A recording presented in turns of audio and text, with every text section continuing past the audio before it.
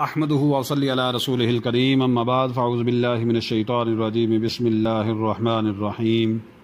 آج کی اس محفل میں ہم فتح مکہ کے بارے میں بات کرتے ہیں۔ فتح مکہ جو ہے یہ 10 رمضان المبارک سن 8 ہجری کو یہ واقعہ وقوع پذیر ہوا۔ سب سے پہلے ہم دیکھتے ہیں اس کا پس منظر۔ مشرکین مکہ کے مظالم جب حد سے بڑھ گئے اور مفلوق الحال مسلمانوں کا جینا دوبر کر دیا گیا تو حضور نبی علیہ الصلوۃ والسلام بحکم الہی مدینہ منورہ کی طرف ہجرت فرمائی اور ایک رات سیدنا ابو بکر صدیق رضی اللہ تعالیٰ عنہ کے ہمراہ مدینہ منورہ تشریف لے آئے، لیکن کفار و مشرکین نے حضور نبی علیہ الصلوۃ والسلام اور مسلمانوں کا یہاں بھی چین سے سانس نہ لینے دیا۔ مسلمانوں پر ظلم و ستم، حملے، جنگیں مسلط کی جاتی رہیں۔ حضور نبی علیہ الصلوۃ والسلام نے رفتہ رفتہ مسلمانوں کو منظم فرما کر ان کی پوزیشن کو مستحکم کیا اور ارد گرد کے مختلف قبائل سے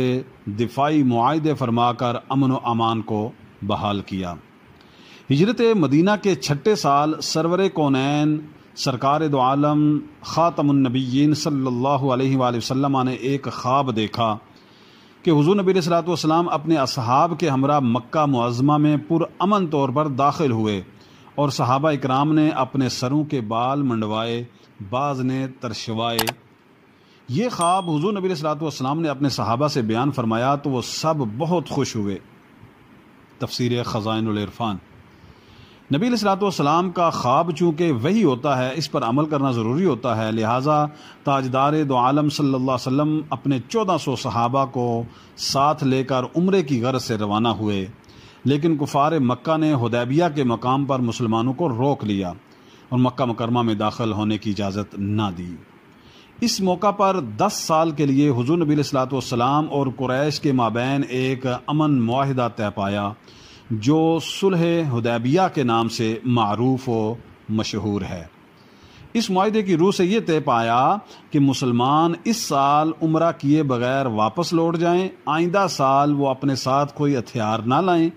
مکہ مکرمہ سے جو شخص مدینہ منورہ چلا جائے اسے واپس کر دیا جائے، لیکن اگر کوئی مسلمان مدینہ منورہ سے مکہ مکرمہ آ گیا تو اسے واپس نہیں کیا جائے گا۔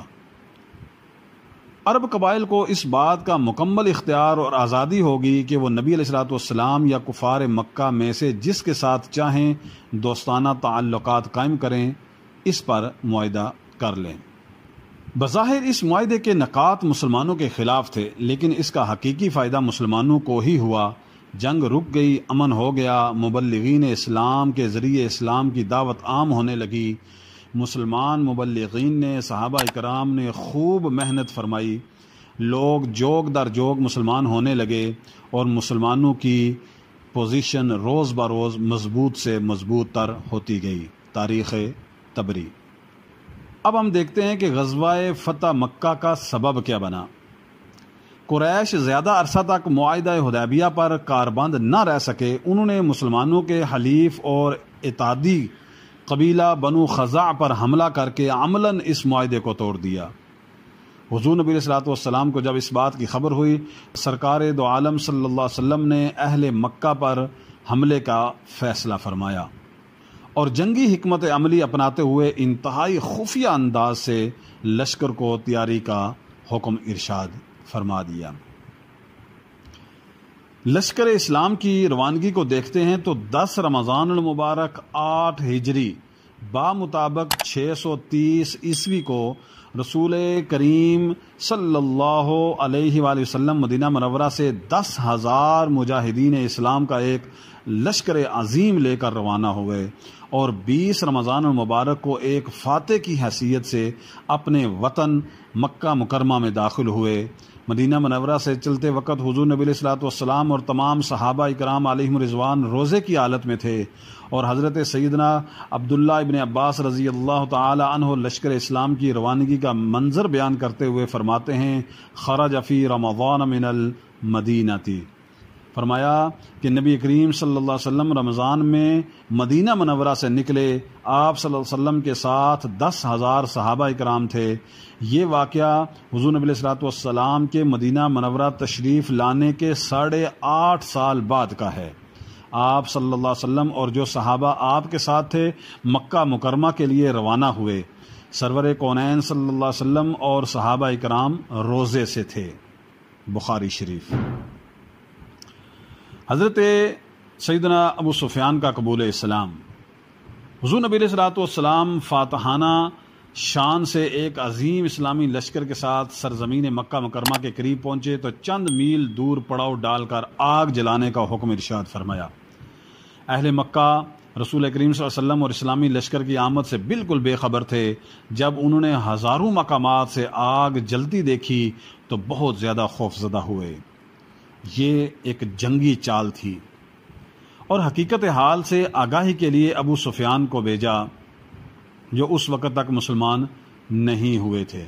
انہوں نے پڑاؤ کے قریب دیکھ کر محافظوں نے ان کو پکڑ لیا اور لشکر گاہ میں لے آئے۔ اسلامی لشکر کی شان و شوکت دیکھ کر ابو سفیان پر بہت ہیبت طاری ہوئی۔ حضرت سیدنا عباس رضی اللہ تعالیٰ عنہ نے انہیں اس موقع پر قبول اسلام کی دعوت دی، جسے انہوں نے قبول کیا اور وہ مسلمان ہو گئے۔ الطبقات الطبری۔ حضرت ابو سفیان رضی اللہ تعالیٰ عنہ قریش کے ایک بڑے سردار اور نامور شخصیت کے حامل تھے۔ آپ رضی اللہ تعالیٰ عنہ کے اسلام قبول کرنے سے قریش کے حوصلے پست ہو گئے اور ان کی ہمت جواب دے گئی۔ لیکن ان حوصلہ ہارے ہوئے لوگوں کو میرے آقا نبی علیہ السلام نے کیسا زبردست ان کے لیے اعلان فرمایا، عام معافی کا اعلان۔ حضور نبی علیہ السلام لشکر ترتیب دینے کے بعد جب مکہ مکرمہ میں داخل ہوئے تو قریش کے بعض لوگ مقابلے کے لیے کوشش میں مارے گئے، جس پر حضرت سیدنا ابو سفیان رضی اللہ تعالیٰ عنہ بارگاہ اقدس میں حاضر ہو کر عرض کیا کہ یا رسول اللہ صلی اللہ علیہ وسلم، کیا قریش کے تمام جوانوں کے قتل کو جائز کر دیا گیا ہے؟ کیا آج کے بعد کوئی قریشی باقی نہیں رہے گا؟ تب رسول اللہ صلی اللہ علیہ وسلم نے ارشاد فرمایا، من دخل دار ابی سفیان فہو آمن، جس نے ابو سفیان کے گھر پناہ لی وہ امان میں ہے۔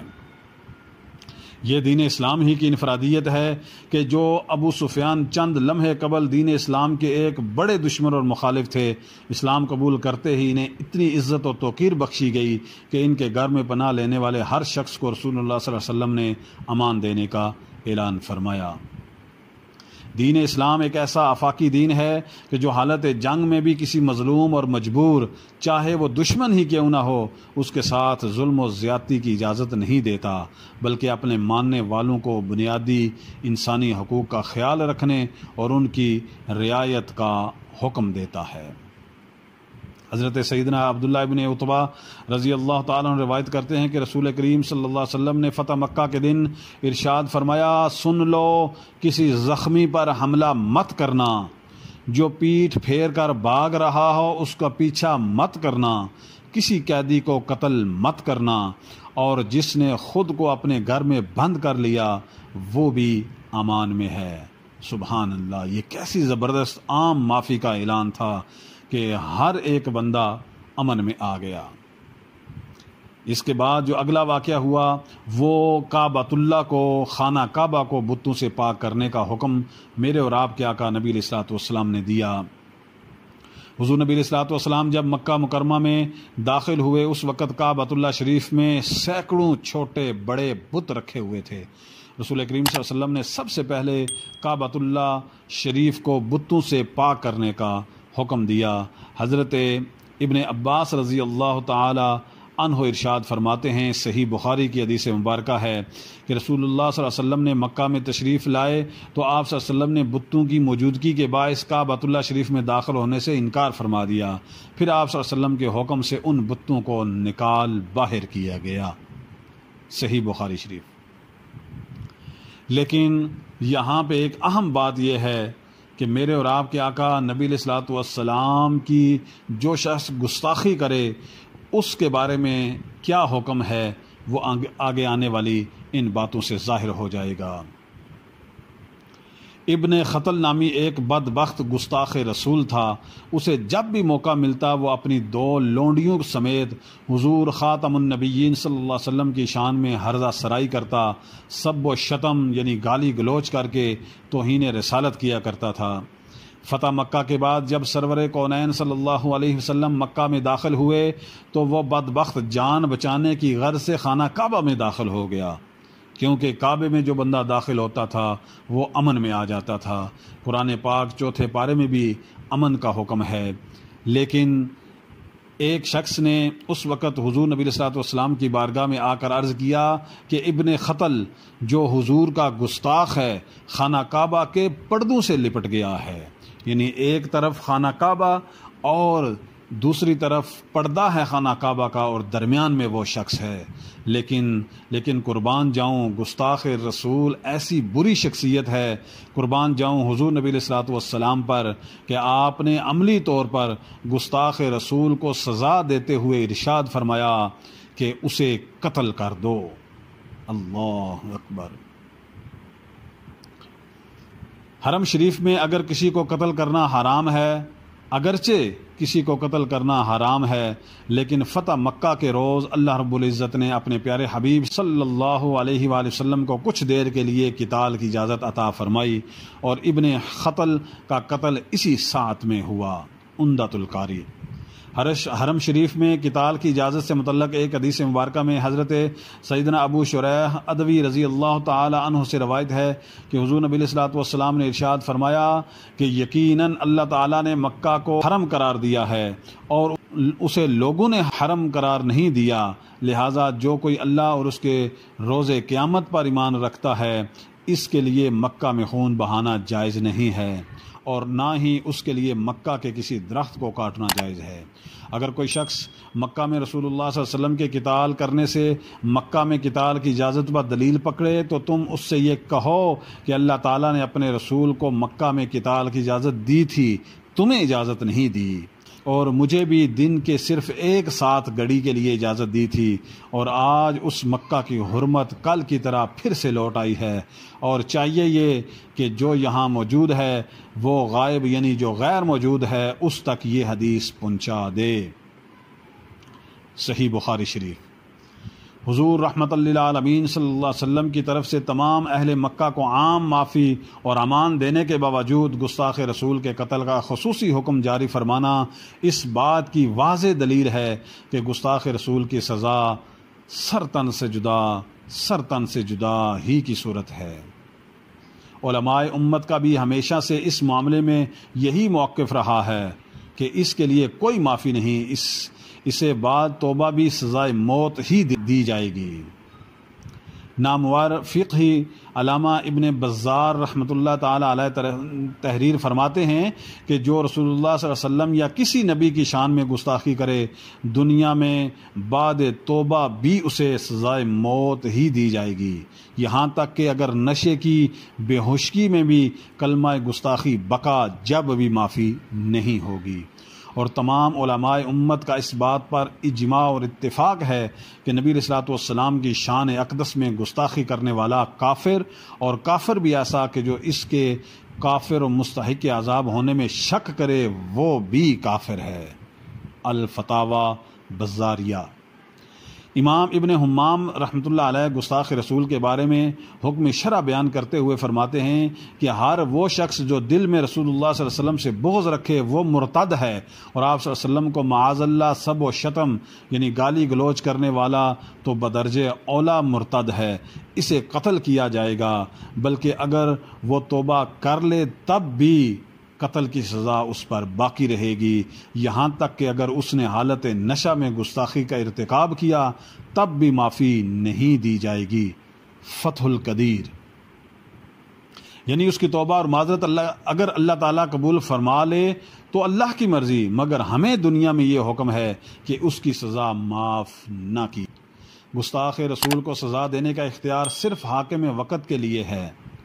عوام الناس میں سے ہرگز کسی کو اختیار نہیں کہ وہ توہین رسالت کے مرتکب کسی شخص کو قتل کر کے قانون اپنے ہاتھ میں لے۔ اگر گستاخ رسول کو قتل کرنے کی اجازت عوام الناس کو دی جائے تو اس کی سب سے بڑی خرابی یہ لازم آئے گی کہ جس کا جب جی چاہے وہ کسی مخالف یا دشمن پر توہین رسالت کی تہمت لگا کر اسے قتل کر ڈالے، جس سے معاشرے میں بہت بڑا بگاڑ پیدا ہو جائے گا۔ معاشرے میں ہر طرف جنگل کا قانون راج کرنے لگے گا، لہٰذا اس بات کی ہرگز اجازت نہیں دی جا سکتی۔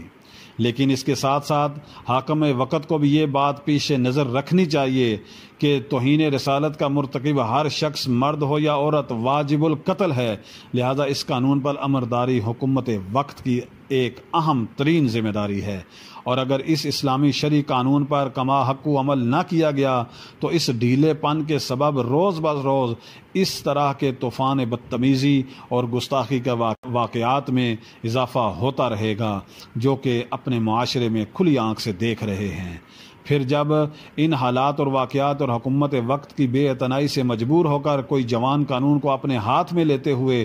اس واقعی گستاخ کو قتل کر دے تب ساری حکومتی